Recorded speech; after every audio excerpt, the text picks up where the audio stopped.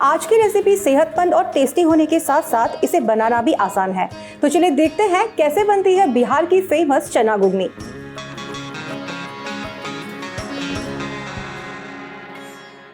चना घुगनी बनाने के लिए सबसे पहले हम प्रेशर कुकर में ऐड करेंगे 3 टेबलस्पून ऑयल। अब हम गैस ऑन कर लेते हैं। तेल गर्म हो चुका है। अब सबसे पहले ऐड करेंगे इसके अंदर 1 टीस्पून जीरा। इसी के साथ इसमें जाएंगे खड़े मसाले। तो यहाँ पे मैंने लिया है 1 चक्रफूल, 3 काली मिर्च, 1 दालचीनी का टुकड़ा, छोटा सा तेज पत्ता और 1 लौंग। 3 से 4 लहसुन की कलियों को मैंने छोटा छोटा काट लिया है। इसे हम थोड़ा सा भून लेते हैं। एक बड़ी सी प्याज ली है जिसे मैंने चॉप कर लिया है, वो ऐड करेंगे। प्याज को हम सुनहरा होने तक भून लेंगे। अब इसमें जाएगा 1 टीस्पून लाल मिर्च पाउडर।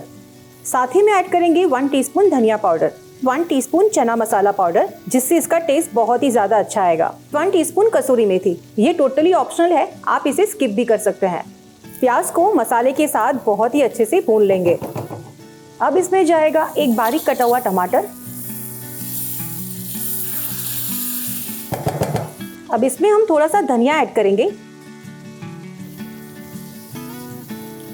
अब गैस को हम स्लो कर देंगे और टमाटर को हम ढककर 2 मिनट के लिए पका लेंगे। आप देख सकते हैं टमाटर बहुत ही अच्छे से गल चुके हैं। इसमें आप थोड़ा सा पानी ऐड करेंगे जिससे ये मसाला जो है वो जले नहीं। मसाला बहुत ही अच्छे से भून चुका है। आधा कप चने को मैंने 7 से 8 घंटे के लिए भिगो दिया था, इसमें हम वो ऐड करेंगे। अब इसमें जाएगा स्वाद अनुसार नमक।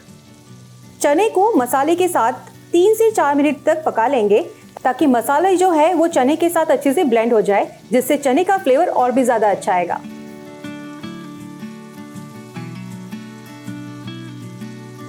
चनों को हमने मसाले के साथ बहुत ही अच्छे से भून लिया है 2 मिनट तक। अब इसमें हम पानी ऐड करेंगे।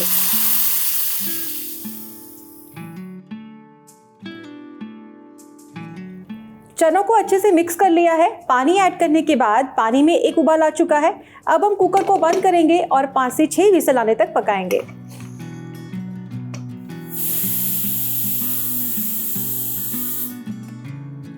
अब हम चने को चेक कर लेते हैं।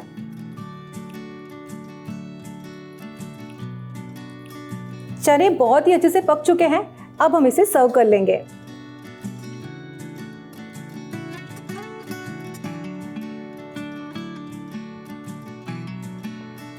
अब इसे हम धनिये से गार्निश करेंगे। एकदम चटपटी और मसालेदार बिहार की फेमस चना घुगनी बनकर तैयार है। देखा ना ये रेसिपी कितनी आसान है। आप इसे रोटी, राइस या पराठे के साथ सर्व कर सकते हैं। ऐसी इंटरेस्टिंग रेसिपीज के लिए देखते रहिए स्वाद अनुसार। मिलते हैं नेक्स्ट एपिसोड में।